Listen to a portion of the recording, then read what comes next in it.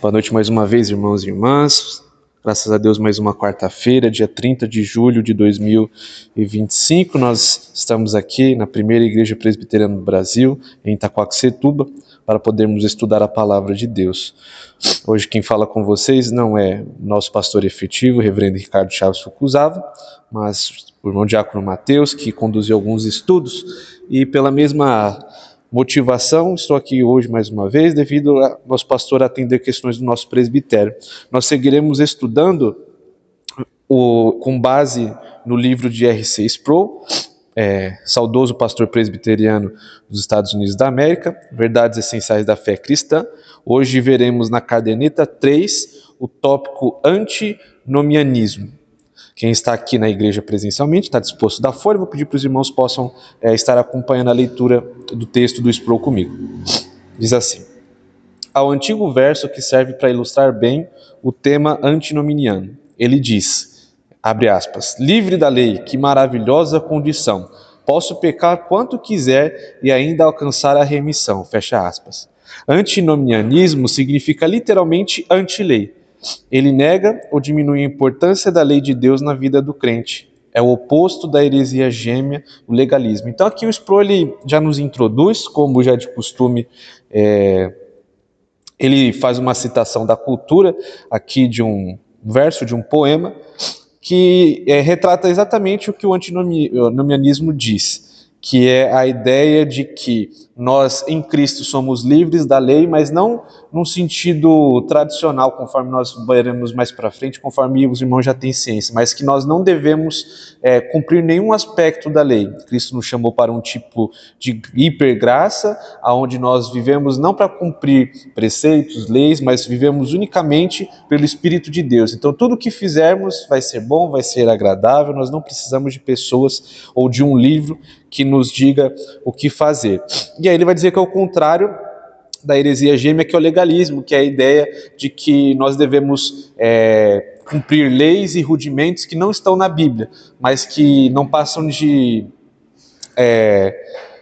regras, rituais impostos pelos homens. Nós vemos isso muito popularmente no Brasil, em algumas seitas e igrejas neopentecostais que dizem que você não pode assistir televisão, que você não pode comer certos tipos de comida, que você não pode depilar pelos corpóreos e outros absurdos mais. Então, nós temos esses dois extremos.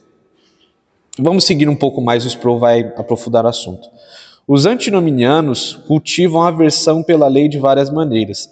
Alguns acreditam que não têm obrigação de obedecer às leis morais de Deus, porque Jesus os libertou da lei. Insistem em que a graça não só nos liberta da maldição da lei de Deus, mas também nos liberta da obrigação de obedecer a ela. A graça, pois, se torna uma licença para a desobediência. É uma definição muito boa, e é exatamente o que o Sproul diz aqui.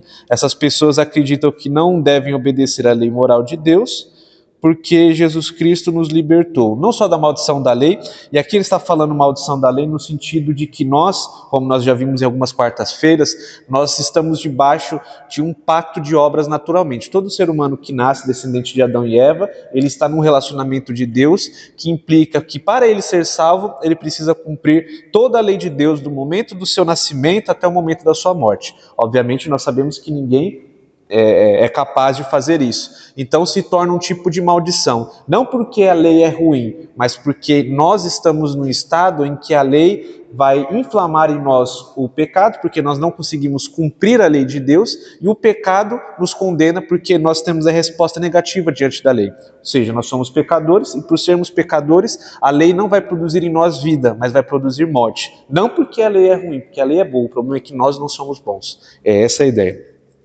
E aí, o Sproul, ele vai dizer que para essas pessoas não é só esse aspecto da maldição da lei que Cristo nos liberta, porque Cristo, ele nos livra da maldição da lei porque ele cumpre a lei em nosso lugar, e agora nós não estamos mais num pacto de obras, mas sim estamos num pacto de graça, porque por meio da fé na pessoa perfeita de Jesus Cristo, que viveu, que nasceu, viveu, morreu e ressuscitou para a nossa salvação, nós cremos que ele cumpriu essa lei, então nós confiamos nele, nós não tentamos praticar obras, praticar a lei para sermos salvos, mas depositamos a nossa fé nele. Esses antinomianos, eles não vão dizer que é só esse aspecto da lei que somos libertos, da maldição, da condenação, porque nós somos pecadores, mas sim da obrigação de cumpri-la, porque eles vão dizer que Cristo nos livrou da lei, então nós não temos obrigação nenhuma de seguir, nem a lei moral. E aí ele vai citar a lei moral como um tipo de divisão. O que seria essa divisão? A divisão de um tipo de uso da lei. Os teólogos reformados, para poderem facilitar a compreensão dos aspectos da lei de Deus, eles dividiram os usos da lei em 3 tipos. Uso cerimonial, que seriam os aspectos do culto no Antigo Testamento, como que deveria ser posicionado os itens do tabernáculo, como que deveria ser oferecido o sacrifício, por qual tipo de pecado, qual tipo de animal. A lei civil, que era a lei como se fosse o estatuto, a constituição de Israel no Antigo Testamento, e a lei moral, que constitui o seu ápice nos 10 mandamentos, no decálogo, né? Mas que perpassa todo o Antigo Testamento, onde Deus diz, não façam isso, não matem, não roubem, não adorem outros deuses, esses aspectos.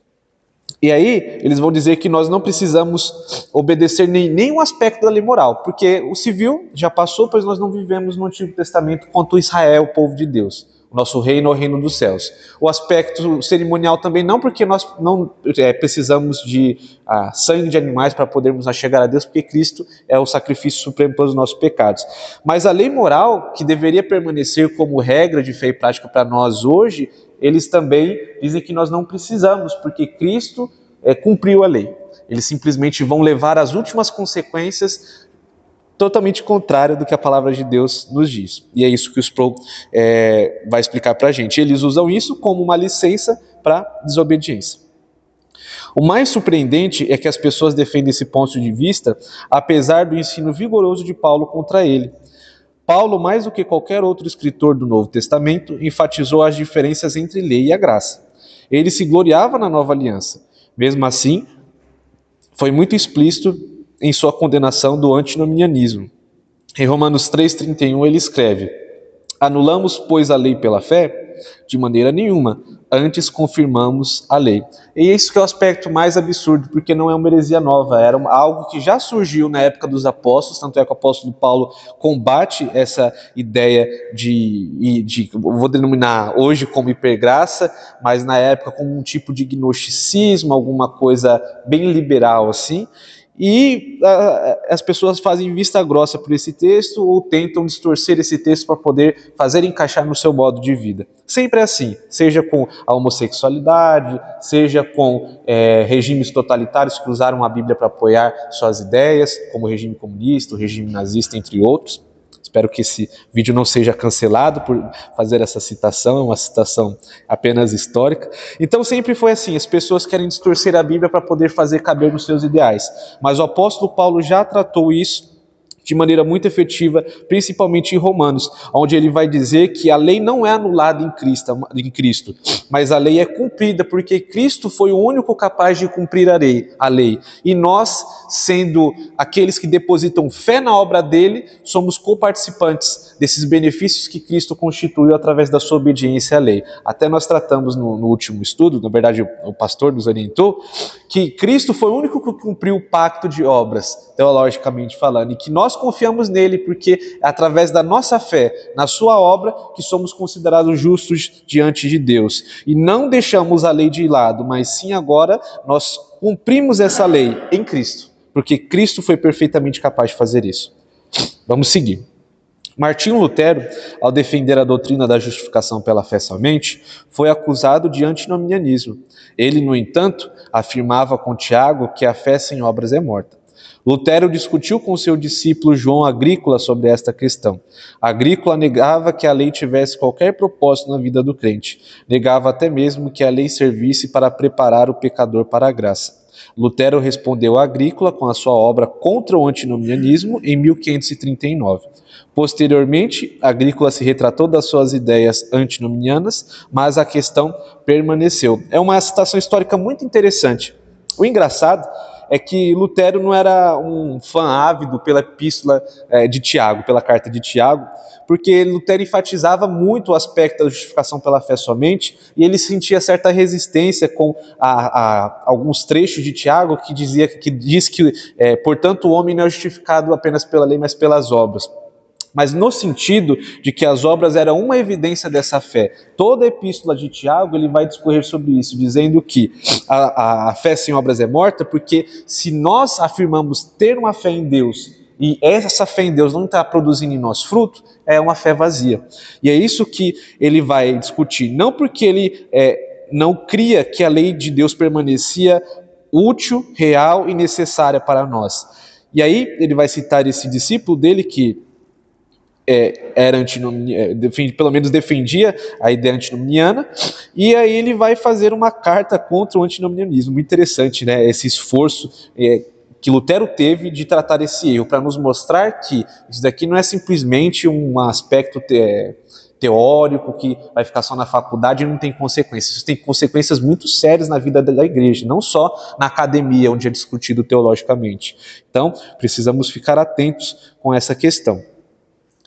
E aí ele vai dizer aqui que o Agrícola chegou até o ponto de negar que a lei servisse para preparar o pecador para a graça, que também nós tratamos como um tipo de uso da lei, diferente da divisão da lei em cerimonial, civil e moral. Ele vai dizer que a lei ela é uma espécie de espelho para nos mostrar a nossa realidade, porque através de ler na lei, não roubarás, e eu ver no meu coração que o meu coração é inclinado a roubar, que eu percebo que eu estou numa condição de pecado. Então a lei é um tipo de espelho que nos mostra a nossa condição, e assim ela nos prepara para poder receber a fé em Cristo Jesus, porque se nós não cremos que não podemos cumprir a lei e precisamos de Jesus Cristo para ser salvos, nós nunca poderemos receber essa graça de Deus. Então a lei nos prepara para isso. E Agrícola não compactuava com isso, mas graças a Deus ele revogou as suas ideias. Não sabemos se ele permaneceu firme na fé sadia, mas a questão ainda ficou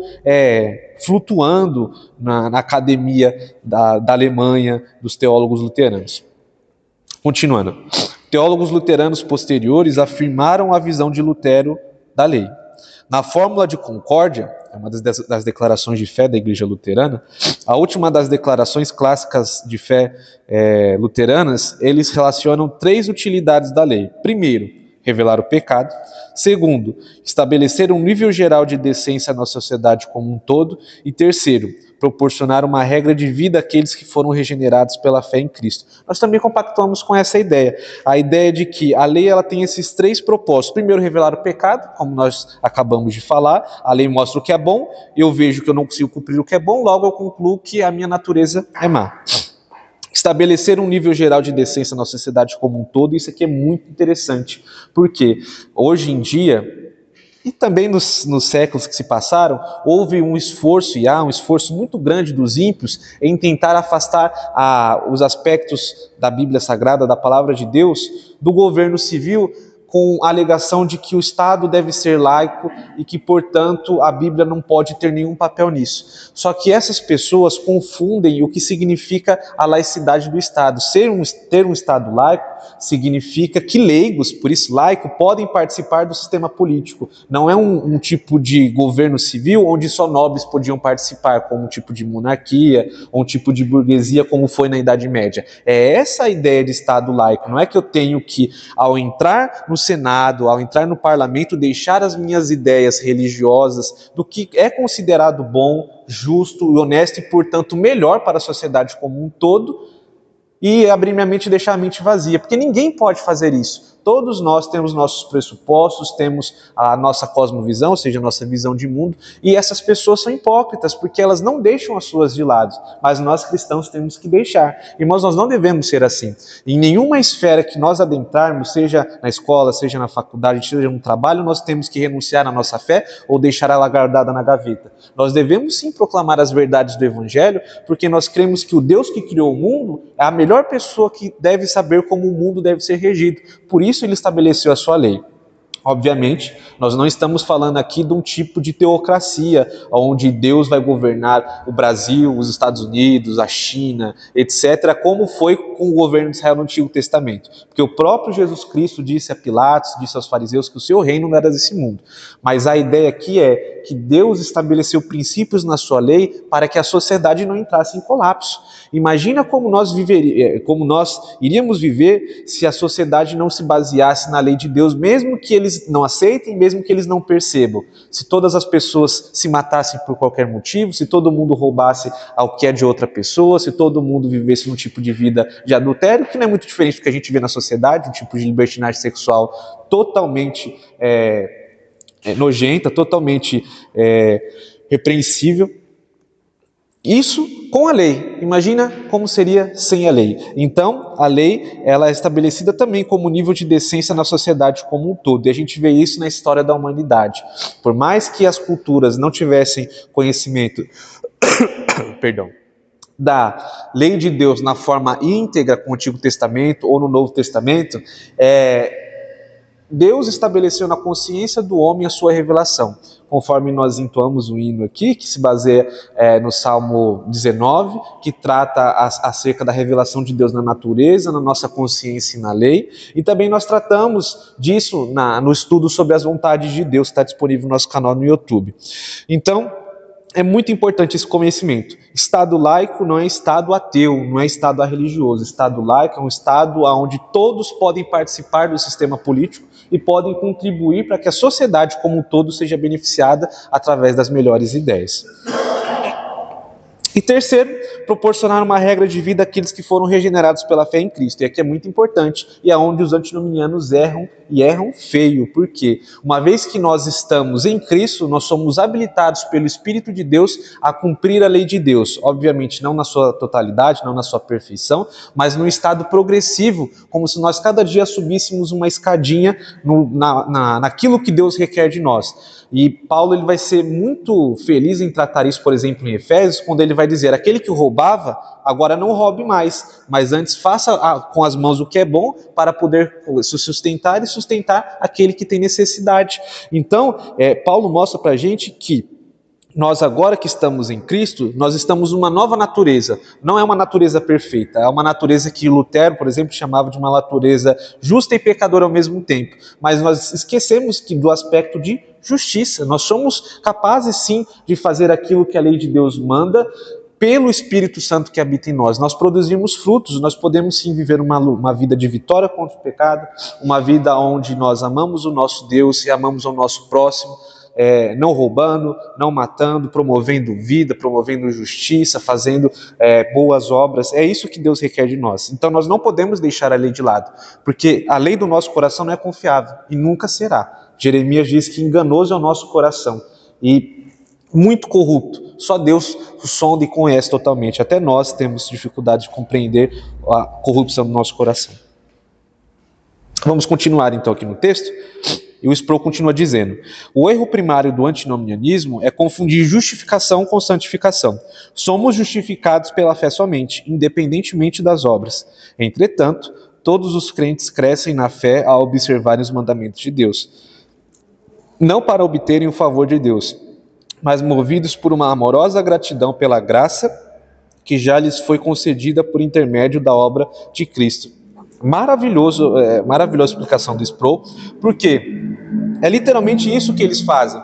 Eles não entendem o processo da salvação. Eles confundem a justificação, que é pela fé somente, ponto, com a santificação, que é um processo sinérgico, onde Deus trabalha em nosso coração e nós temos que desenvolver a nossa salvação, como o apóstolo Paulo vai falar em uma das suas epístolas. Então, nós não podemos confundir. A justificação, sim, é um ato único de Deus, operado de forma monergística, onde Deus faz o nosso coração ser regenerado através do Espírito Santo e receber a Cristo como Senhor, mas a santificação, a qual a Bíblia fala, por exemplo, que ninguém verá Deus se não possuir, ela é progressiva e ela depende sim das nossas obras, das nossas ações, pensamentos e palavras. Então nós devemos estar atentos com isso e não confundir as duas coisas, como os antinomianos fazem. Seguindo, é um erro grave supor que o Antigo Testamento era a aliança da lei e que o Novo Testamento é a aliança da graça. O Antigo Testamento é um testemunho monumental da maravilhosa graça de Deus em favor do seu povo. O Novo Testamento está literalmente cheio de mandamentos. Não somos salvos pela lei, mas demonstramos nosso amor a Cristo obedecendo a seus mandamentos. Se me amais, guardareis os meus mandamentos. João 14:15. Excelente também é a explicação do Sproul.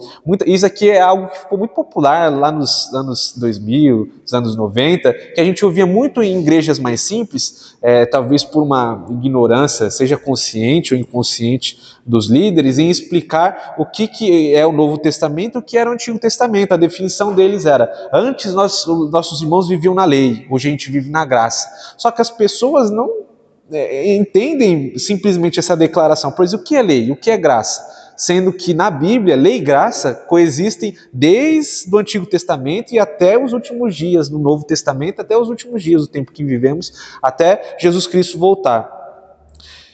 O Antigo Testamento, ele era aquele aspecto da revelação em que nós vemos antes da vinda de Jesus Cristo. E o Novo Testamento é o cumprimento daquelas promessas feitas ao povo de Israel de que o Messias viria para poder redimir ao povo. Mas essas pessoas confundem Novo e Antigo Testamento com pacto de obras e pacto da graça. Então vejam, no Antigo Testamento havia sim o pacto de graça, que foi prometido através do proto-evangelho em Gênesis 3,15, que Deus promete para Adão e Eva que do descendente da mulher viria aquele que pisaria a cabeça da serpente. Então, a partir daquele momento, nós temos o início da aliança da graça. Então, não é no Novo Testamento. A aliança da graça, ela está no Antigo também. Ninguém nunca foi salvo por obras e não vai ser, porque todos pecamos e estamos destituídos da glória de Deus, que somos justificados unicamente pela fé em Cristo Jesus. É o que o apóstolo Paulo vai continuar dizendo em Romanos 13. Então não podemos confundir as duas coisas. Não é que antes nós estávamos na lei e agora nós estamos na graça. Não, sempre teve lei e graça. A questão é como que nós lidamos com as duas. A graça a gente recebe pela fé como um presente de Deus, que é a nossa salvação. E a lei, nós praticamos e buscamos praticá-la porque fomos salvos, não o contrário.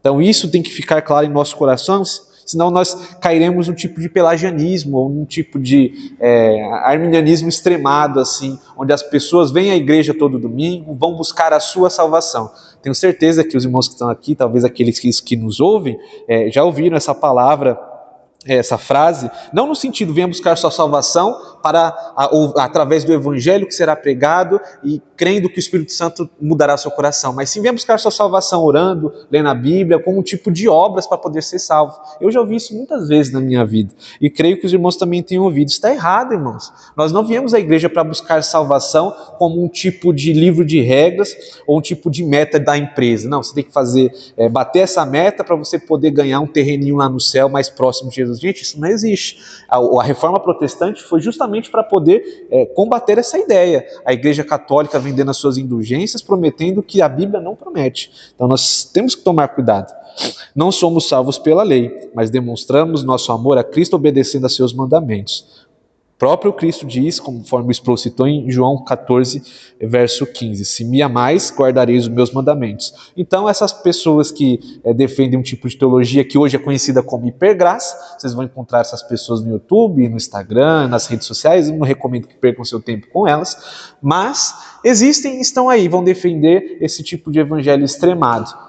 Cuidado, meus irmãos, pois essas pessoas estão indo ao que o próprio Cristo disse: se vocês me amam, vocês guardarão os meus mandamentos. Não é alguns, não é metade, guardarei os meus mandamentos, aquilo de Deus que permanece como lei para nós. E aqui eu quero abrir uma breve aplicação, que muitas pessoas utilizam esse tipo de argumento para poder combater a ideia da guarda do dia do Senhor. Os irmãos lembram que o quarto mandamento é lembrar do Shabat para descansar.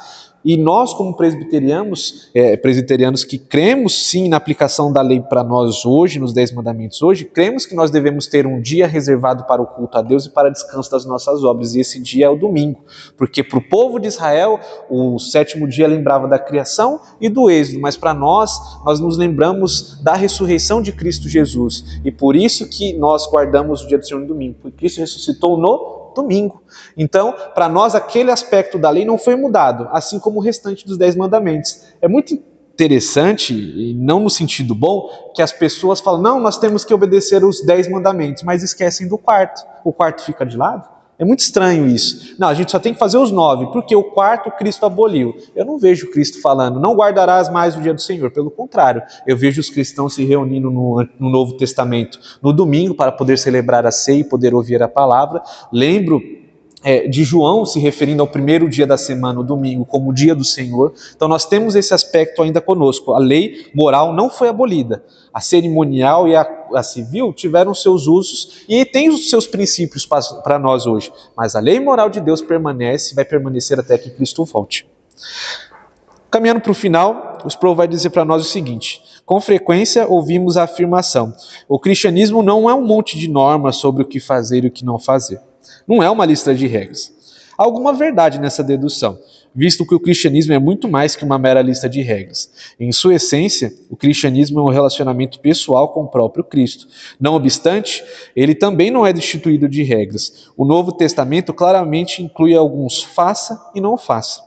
O cristianismo não é uma religião que sanciona a ideia de que todos têm o direito de fazer o que acharem melhor aos próprios olhos. Ao contrário, ele nunca dá a alguém o direito de fazer o que é errado. Maravilhoso, é uma excelente conclusão. E aqui eu quero fazer menção de um vídeo que circulou um tempo atrás nas redes sociais, de um senhor com chapéu de boiadeiro, dizendo que a coisa mais difícil que ele tinha arranjado de inventar na vida dele era ser evangélico. Falando, você não pode fazer nada, você não pode ver televisão, você não pode jogar futebol, você não pode sair, você não pode... Aí depois ele termina, não pode roubar, não pode beber, não pode fazer nada. Aí eu falei, meu Deus, esse senhor não entendeu o que é cristianismo. Porque os primeiros eu até entendo, ele exagerou aquilo, são coisas que podem fazer, mas não roubar, não matar, até que ponto ele estava querendo praticar isso, né? Mas é um aspecto da realidade, as pessoas veem a gente assim, como se fossem as pessoas de preto, que se reclusam da sociedade, que não praticam as coisas que eles fazem, como um tipo de monge. Ou para aqueles que conhecem um pouquinho da cultura americana, como se fossem os Quakers, né? Aquela foto de aquele homem que está com um chapéu preto, uma roupa preta, lá na maisena. Eles nos veem como pessoas reclusas, que não aproveitam a vida, já ouvi muito isso, que ficam enfiadas na igreja todo domingo e que não curtem o que o mundo tem para oferecer. E essas pessoas não entendem que o cristianismo, ele tem isso também, tem regras para que nós praticarmos, porque liberdade sem restrições não é liberdade, é libertinagem, e é prejudicial para nós. Se nós fizéssemos tudo o que nós gostaríamos, um dia eu poderia acordar e falar, eu quero voar, pular da janela e acabar tendo um traumatismo craniano.